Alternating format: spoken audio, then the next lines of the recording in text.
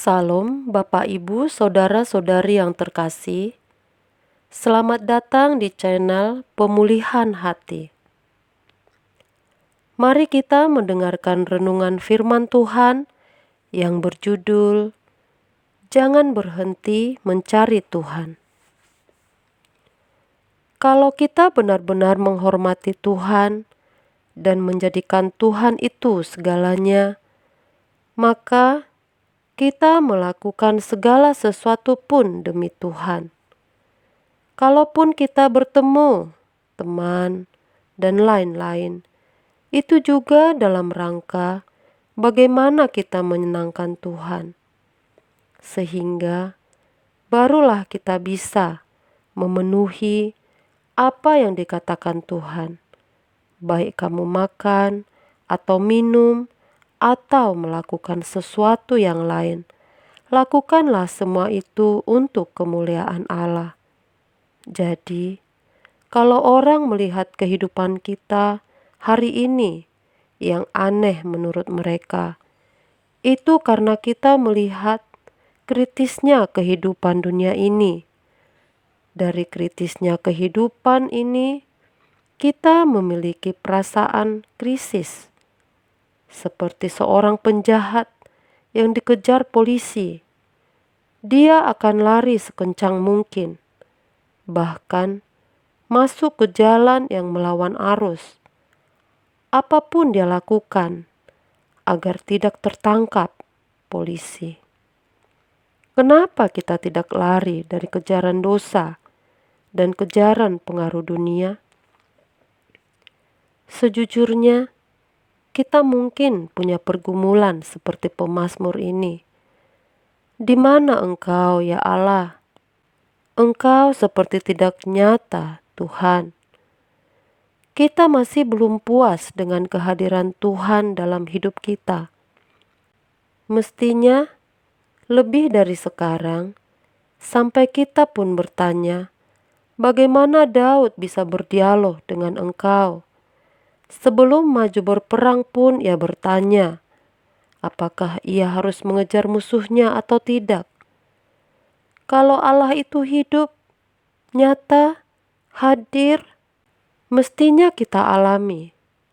Jawabannya adalah Tuhan mau kita mencarinya dengan segenap hati dan sabar. Tuhan menguji ketekunan kita, sebagaimana Tuhan memberi anak untuk Abraham yang harus menunggu 1/4 abad. Sampai pada titik tertentu, kita harus berani beracara dengan Tuhan. Ayub dilanda masalah yang begitu berat. Dia bisa bingung melihat tindakan Tuhan terhadap dia. Dia sudah menaikkan korban setiap pagi untuk anak-anaknya, kalau-kalau mereka berbuat dosa. Namun, Tuhan mengizinkan semua anaknya mati dan hartanya habis. Dia sendiri kena penyakit kulit, bara, sampai dia duduk di atas abu, memakai beling untuk menggaruk. Istrinya tidak mendampingi dia, paling tidak menjadi pelipur lara. Malah berkata, kutukilah Allahmu, dan setelah itu matilah kau. Sampai Ayub mengucapkan, kamu bicara seperti perempuan gila. Di dalam percakapannya dengan para sahabatnya, Ayub berkata, kujaga mataku dari perempuan muda. Aku jaga hidupku dari dosa. Aku tidak mengerti kenapa Engkau buat aku seperti ini, Tuhan. Kiranya tidak ada malam di mana aku dilahirkan. Ayub mengutuki hari lahirnya. Namun, pada akhirnya Ayub berkata, kutarik semua perkataanku. Jangan kita anggap Tuhan itu murahan atau gampangan. Jadi, kita mencari Tuhan sampai satu titik di mana kita harus berani beracara. Yang pertama, kita pertanyakan, masih ada salahkah yang kulakukan? Kedua, aku bersedia tidak punya keinginan, hobi, atau apapun. Aku hanya ingin menyenangkan Engkau. Yang ketiga, apa yang ada padaku yang belum kuserahkan? Beritahu, aku serahkan. Jadi betapa rumit mengalami Tuhan itu.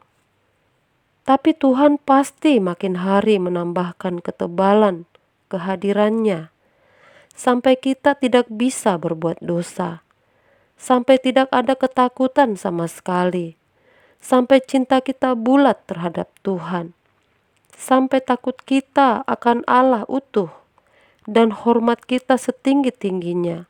Itu melalui proses.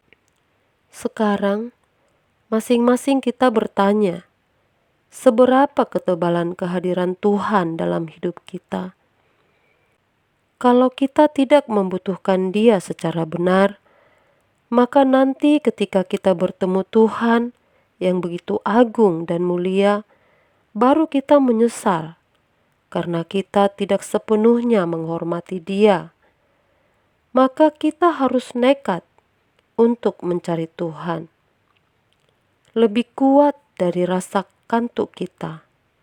Sampai ketika kita berlutut, rasa kantuk kita jadi hilang. Sejujurnya, kita kurang sungguh-sungguh karena kita lebih mementingkan banyak hal. Hal ini tidak membuat kita jadi tidak bekerja atau jadi malas. Karena ketika kita bertemu Tuhan, maka kita menjadi manusia seutuhnya. Monyet tidak belajar jadi monyet, karena monyet pasti punya habitat dan standar yang permanen. Tapi manusia harus belajar jadi manusia. Bagaimana menjadi manusia yang sepatutnya. Dan manusia yang sepatutnya itu manusia yang melekat dengan penciptanya. Jadi, sebenarnya yang kita butuhkan itu hanya Tuhan. Jangan sombong. Cepat atau lambat, kita pasti mati. Tuhan adalah jawaban semua kebutuhan kita. Maka, temui Dia.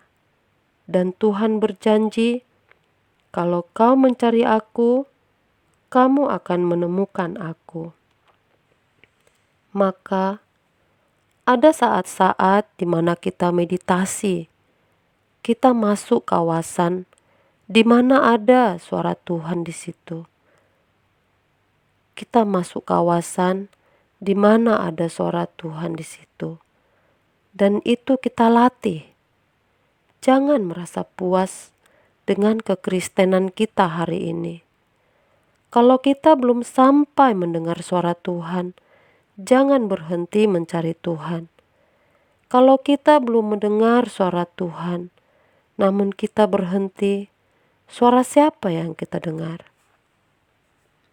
Demikianlah renungan ini, kiranya dapat memberikan pencerahan bagi kita semua. Tuhan Yesus memberkati.